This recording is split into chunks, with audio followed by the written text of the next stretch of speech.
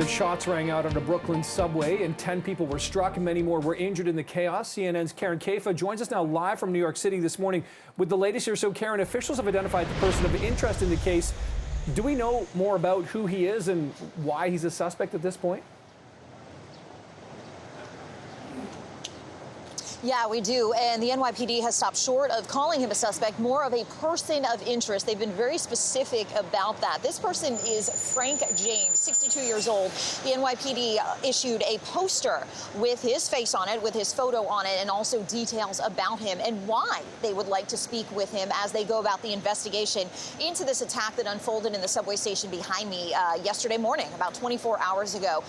James is said to have rented a U-Haul in Philadelphia on April 11th, the keys of which were found with a number of other items that were used to execute this attack as the train moved from the 59th Street station to the 36th Street station here in Brooklyn yesterday morning. They say that James, they would like to speak with him because of the keys that they found.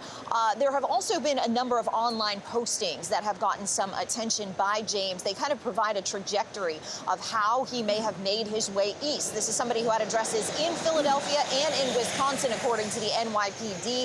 If you piece together some of the videos and the timeline, it looks as though he left Wisconsin in late March, making stops in Indiana, in Newark, New Jersey, ultimately to Philadelphia, where that U-Haul van was rented. NYPD very specific here. They say they're not considering him a suspect at this time, but they do want to speak with him because of the keys and that van, the van of which was located here in Brooklyn yesterday. Okay, Karen, thanks for the clarification on that. In the meantime, without anybody under arrest at this point, what's the police presence like on the ground, in and around the transit system right now?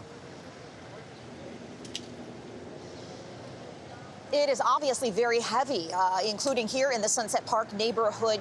A city councilwoman who represents this neighborhood said this is a working class neighborhood. This is an immigrant neighborhood where people rely on the subway to get them to their jobs, to school, where they need to go every single day. So it is very important that people feel safe in the subway. And so there is a heavy police presence here. There's also a heavy police presence throughout the system, including at some of the more high-profile transit hubs in Manhattan, for example, where you're seeing a number of spring break tourists coming to the city.